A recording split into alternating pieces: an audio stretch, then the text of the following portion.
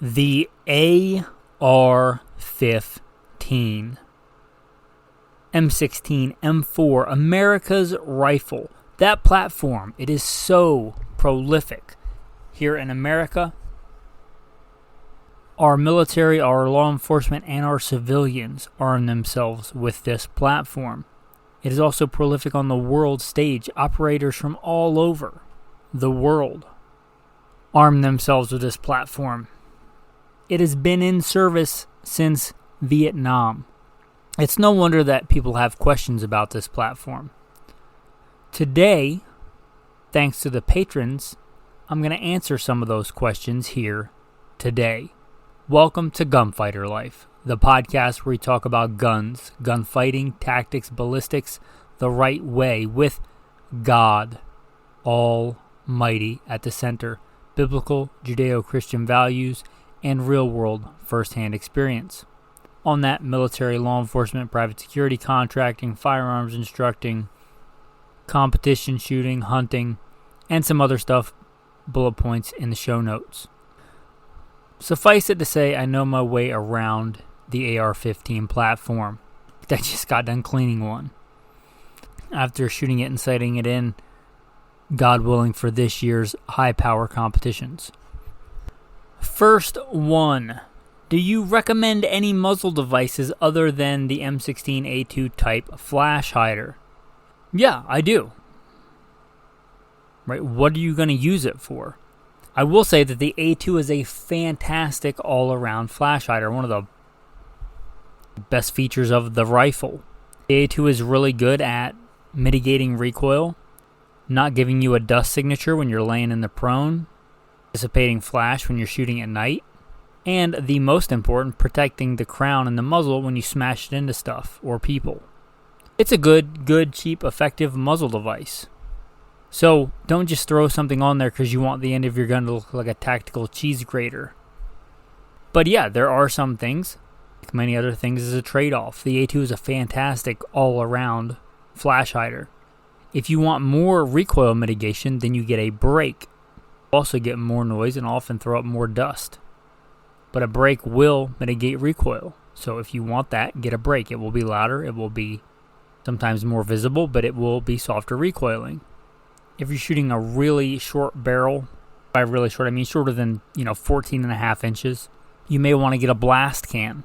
It makes it quieter for you, much like a suppressor, but without the tack stamp. It's louder for the person on the other end, but I don't really care about their hearing if I'm shooting at them, right? So a blast can be really good for really short, obnoxious barrels. But again, A2 is a really good all-around. It's a good question. Alternate calibers for the AR other than 5.56 for hunting and self-defense. There are probably over a dozen calibers for the 5.56. The 5.56 is the standard. It's a standard for a reason. Mostly economy of scale. One of the things that makes the AR-15 so good is that it's so cheap and affordable to train with. So have a good reason to go with something else. If you're going specifically for hunting, and I love hunting and I love the AR-15, don't do it. In general, unless you have to, there are way better guns. And there are way better guns than you can probably get for less money than a good upper and a different caliber and an optic. So just get that. But if you want to, there are some good ones, right? Probably the next most prolific one, popular one, is the 300 Blackout. I'm not the biggest fan of it, but it's good for what it is. Not just like a Full Metal Jacket 300 Blackout, right? But a good, well thought out, made for hunting 300 Blackout is kind of equivalent to a 30-30, which is a good hunting round.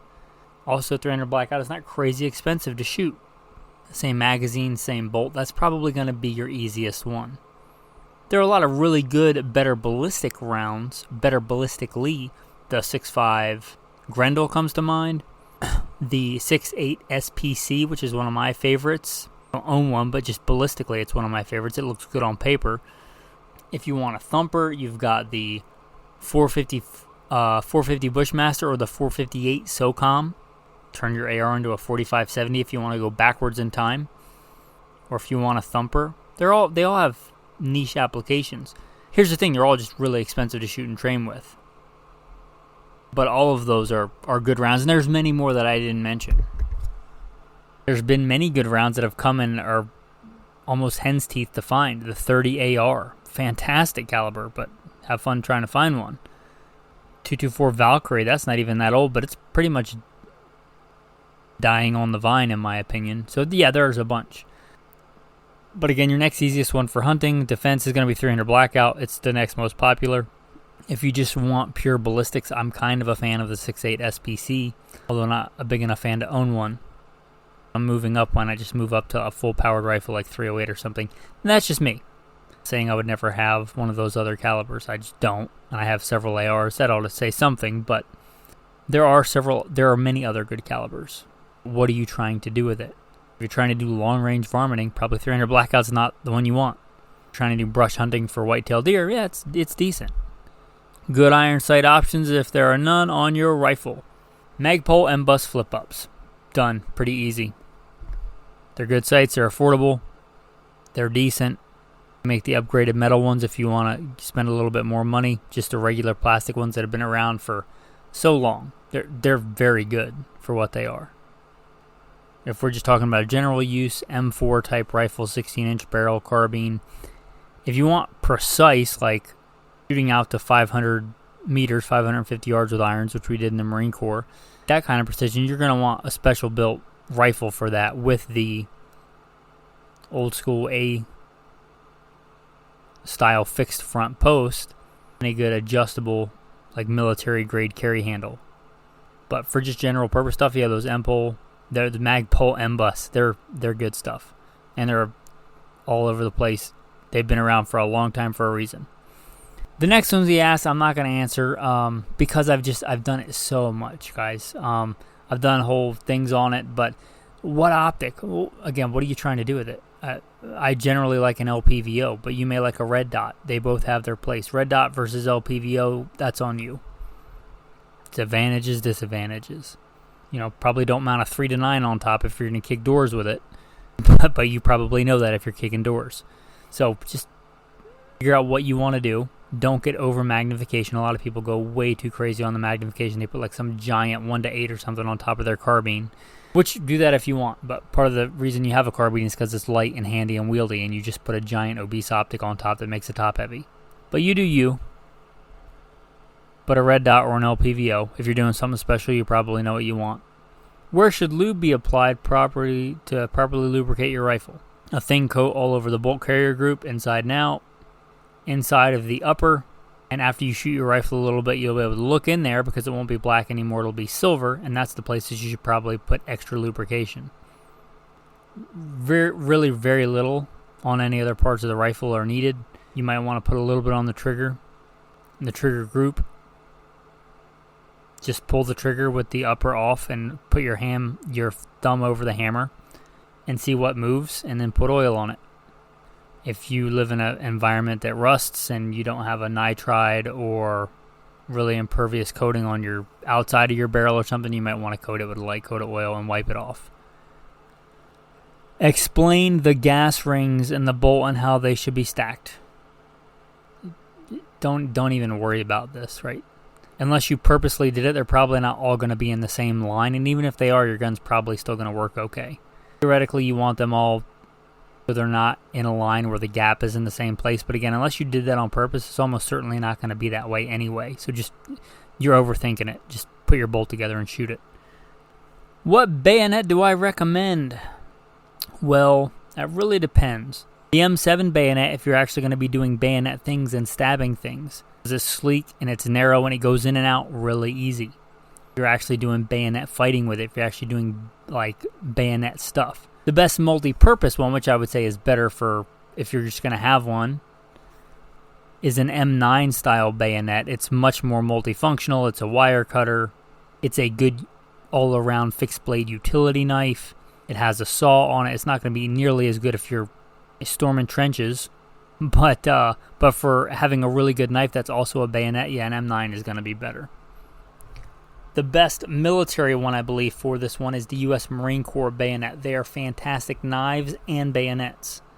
So if you can get one of those, they're really good as well. I don't remember it's what we had later on in the GWAT when I was over there. They're quite a bit of an upgrade over the M7. I forget the military designation for those at the time. It escapes me. Another one for gas rings in the bolt, guys. I don't know why. Is this like a thing on Instagram or something? I don't know. I'm not on social media. Just don't even worry about it. Just put the bolt back together. Don't purposely put them all in a line. The odds of that happening are, I wouldn't even concern myself with it. Even if they are all in a line, it'll probably still work. You probably won't even notice. Twist rates. Mine is a 1 in 9. What effect does it have on your bullets? And will it stabilize super tactical 77 grains? Well, I mean, how are you going to Instagram flex if you're not shooting super tactical, like $1.50 a round, 77 grain OTM match, Mark 262, right? So that's what it's all about. My first thing is if you're not shooting 77 grains, don't worry about it. And if you are shooting 77 grains, a lot of manufacturers will play that safe. You can look it up. But just get a box of the ammunition you want to shoot, if you want to shoot 77 grains, and shoot them. And see, it's not like going to blow your gun up or anything. It's just not going to stabilize. Either keyhole or just have a really horrific group. You're not going to like put your eye out. But if you're interested in shooting 77 grains, just get a box and shoot them and see how it does. The military went to a tighter twist rate. Well, it did that when it went to the 62 grains, and then it went again, but mostly to stabilize tracers, because tracers obviously have to be, I shouldn't say obviously, they're longer because you have to put a glowing substance inside the middle of them so you can see them. That's the point of a tracer, so they're longer. And longer bullets need tighter twist rates. Unless you're shooting a bunch of tracers, I wouldn't worry about it. 1 in 9 is just fine, and 1 in 9 is probably a really good one if you want to shoot 55 grain and 62 grain. You don't really need any more than that. If you want to shoot these 77 grains, do you just like throwing money away? If you do just want to shoot the 77 grains again, just get a box and shoot it. See if it stabilizes them or not. AR15s, it used to be the standard was 1 in 14, 1 in 12, then it went to 1 in 9, then 1 in 8, 1 in 7. It keeps getting faster and faster, but don't think that you need the fastest twist. Especially if you shoot 55 grain, which I like. Really, any of those twist rates will work well. What components or upgrades that people add to ARs that can induce malfunctions? Okay, well, anytime you mess with like buffers, buffer springs, lightweight bolt carriers, all those can give you trouble. All those buffer weights, buffer springs, all the weight of the bolt, M4 style feeder amps, all that stuff, right? That's been ironed out over 70 years of use and training and war. So probably just leave it alone if you want a reliable gun. Now, if you want to tweak it for competition, like I want the lightest recoil possible. I want to throw a brake on it. I want a light BCG. I want an adjustable gas system. You can do that, and you will get less recoil round per round. But you also are probably going to tailor your gun to, I know my gun's going to work when it's really clean, when it's shooting this ammo, when it's, between 40 degrees and 75 degrees, which is great if you're doing it for competition, because you get a malfunction in your gun, you don't get shot in the face. So you can totally go down that road if you want to just mitigate recoil. Now, if you want the gun to be reliable, just leave it how it is. If it's an M4 style with a carbine style stock, it probably has the right buffer and spring in it if you got it from a reputable manufacturer, and a proper mil-spec BCG, just leave it. Don't overthink it. Just leave it alone. Again, those systems have been well thought out. If you have a rifle length gun, which are really uncommon nowadays, but you have a 20-inch rifle and a 20-inch rifle stock, leave the buffer that's in there. It's in there for a reason. It was designed for a reason. So just don't mess with it. So to your point, what can induce malfunctions? Really any of that. You're messing with bolt carrier weights, you're messing with springs, and I mean like buffer springs, you're messing with buffer weights, H this, H that. Just leave it alone. If you're messing with any of that, you can induce more malfunctions. What upgrades to help reduce malfunctions? Okay, so kind of the same thing, but just leave it alone, right? You get it from a reputable manufacturer. If you don't know what you're doing building an AR, don't build it from scratch unless you just want to see if you can do it, but don't make it a fighting, serious use AR-15. But you get it from a reputable manufacturer and test it and make sure it works and leave it alone. There are some things you can do. I think some of the really old or like original Colts had a chrome bolt carrier group. They went to manganese phosphate. I think it's manganese phosphate. They went to that, which is, I don't think, as good a finish. Probably, like many other things, because it was cheaper and it worked. If you get a good mil-spec BCG and you want to get it in chrome or tin, titanium nitride is crazy rugged. Or even a nitride. I think nitride, although people kind of malign it, I think it's better for a bolt carrier group than manganese phosphate, sorry. So if you got a manganese phosphate bolt carrier and you want to upgrade, they go to fighting, like it's your go-to fighting rifle, you should probably have a spare bolt carrier group anyway, or at least a lot of the small parts from a bolt carrier group anyway. So when you're upgrading it, just keep the old one. But yeah, an upgraded bolt carrier group, manganese phosphate, titanium nitride, or even just a good nitride, magnetic particle inspected bolt, good to go. That should, because it's slicker. That's where the gun craps, where it eats, right? That's one of the issues with the system, is that it dumps a lot of hot, nasty gas into the bolt carrier group. So anything that can make that bolt carrier group slicker, less likely to hang up, gum up, that's a good thing. I see different buffer tube weights or buffers. How do I know if I have the proper weight?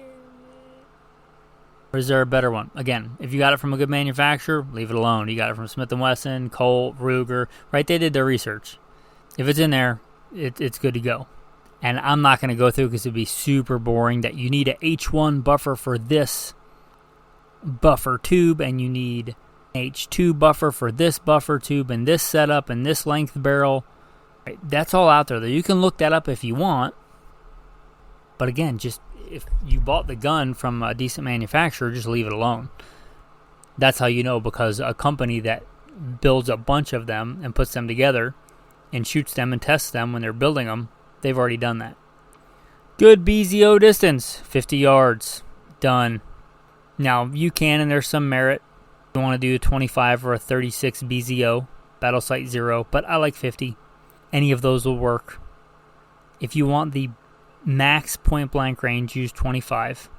If you want a little bit less of an arc out to, like, let's say most of your shots are going to be inside 250, I like a 50 yard 0, like 5250. You can go a little bit more and do 25 300.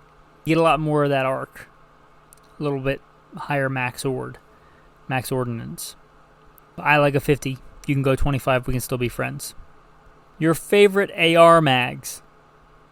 Magpul are good. Amen-2 are good. Lancers are good. And if I have a standard issue old school GI mags, what should I do to upgrade them? And just shoot them. A lot of the issues with the the old GI magazines, are that they just got used to death. They're just beat up and garbage. And like, if you have a magazine, test it. If it works, then it works. What should you do with your old GI magazines? Buy some Magpuls for defense and use your old GI magazines for training. And when they get to where they're malfunctioning, stomp on them. Instead of like trying to overhaul the engine. What's the GI magazine worth? $8, $10? Probably would cost that much or more to upgrade it to something slick, and then you'd basically be still worse off than a Magpul. And if they work, they work. Use them for training. Have the Magpuls or the Amen-2s or the Lancer mags for like your defensive use, and then use the other ones for training. And when they stop working, stomp on them and throw them in the trash. That is my advice there. Okay, good upgrades for your budget AR would be a good topic. Okay. Trigger. Most budget ARs are going to come with a mil-spec trigger. The mil-spec trigger is pretty bad. Yeah, you can do okay with it. You can shoot out to, 500 meters with it. It's just, you're rolling a boulder uphill when you don't have to. So, get a better trigger. Put a better trigger in it. Or at least if you got the gun because you're on a budget and you're on a tight budget, I think JP may still make them, but there's some aftermarket springs. If you're halfway decent mechanically, you can replace the springs if you're not going to drop in trigger. But they make some cheap springs. You can actually tweak the factory springs too, but I'm not going to. That's beyond the scope of this. But they make some just springs that cost very little that you can do a lot better on that trigger. You know what you're doing safely, you can file some surfaces and you can make the trigger pull a lot cleaner. But a trigger's really the only one. If you're like, I'm going to get my budget AR and I'm going to add a titanium nitride bolt carrier group and I'm going to install a free float hand guard and I'm going to get it Cerakoted and then hydro dip on top of it, you probably would have been better off just buying a better AR, a mid-tier AR, or a high-end AR. What's a budget AR? $500. What's a Colt LE6920? A really good, like, one-and-done AR, $1,000. So, really, if you have a budget AR, be happy with it. Keep it, save up your money, and get a top-tier AR, and keep your budget one for training. But really, the only thing I would recommend on a budget AR, because they're probably just fine. They probably work okay. Just put a better trigger in it, or work on the trigger that's in it, and use it the way that it is. And you're probably going to end up spending more if you go try and trick it out than you would if you just got a better AR to start with. A lot of companies, they buy in bulk, so really a trigger is the only thing I would recommend. Put a trigger on it, put a sling on it, put a white light on it, and be done. Hey, thanks guys. I appreciate the questions. Again, these questions come from Patreon. If you want to ask questions, the best way to do it is to go to Patreon. If you like the podcast and want to support it, and the best way you can is go to Patreon. There should be a link in the show notes. If you want to support a small business, veteran-owned, American. I don't use AI to create content. Just me getting shot at over the years and being blessed to live through it. Passing some knowledge on to you guys. Blessings are meant to be shared. Knowledge is meant to be shared if it's good. You appreciate that. You appreciate the podcast, the Christian family-friendly content you want to support. Again, Patreon link in the show notes. Also, like, subscribe, leave a review. Share it with a buddy you think might like it. Your tactical tip of the day. Pretty much all pistol grips on the AR that I'm aware of are hollow. A lot of them already have like a little trapdoor built in, like a lot of the mag poles do. Old GI ones don't, but you can make one pretty easy out of duct tape. Or if you want to go super tactical, camo duct tape. But that hollow space can come in handy for storing some of those aforementioned small parts that break sometimes. Springs. If you are replacing those old springs, or the factory mil-spec springs, put them in the handle if they'll fit. Also, maybe an extractor. That's one of the things that can break or wear out and really give you a bad day if you shoot a lot with an AR. The little donut inside the bolt. Oh, and those little retention pins. Why they put such a small part that it completely removes on a military weapon. But if you've ever lost one of those and had to make one out of a paper clip, you'll appreciate this tactical tip. Things are, like $1 or $2 or something. That little cotter pin that goes in to hold the firing pin in, which is kind of important, right? Put one of those in the grip. It may come in handy. Oh, also, I'm going to throw in real quick. Another tactical tip. Functions check your weapon. Something you should always do when you reassemble your AR-15. Right? Put the weapon on safe. The gun shouldn't fire. Put the weapon on fire. It should fire. Rack the weapon with your finger on the trigger depressed. Let the trigger slowly forward. It should reset. Pull the trigger. It should fire again. Rack it. Put it on safe. Make sure it doesn't fire. And that's your function test. Alright, with that, your tactical verse of the day. Most assuredly, I say to you, if anyone keeps my word, he shall never see death. My comments. Jesus is the only way to heaven. He says so. He says, I am the way. He says, no one comes to the Father except through me. He is the way. There is no other. There is no other name under heaven by which men can be saved. God doesn't take pleasure in that men die in their sins. He's just, and the wages of sin is death, but better that you turn and live. Most assuredly I say to you, if anyone keeps my word, he shall never see death. You'll find that in John chapter 8. Thanks for listening, and have a blessed day.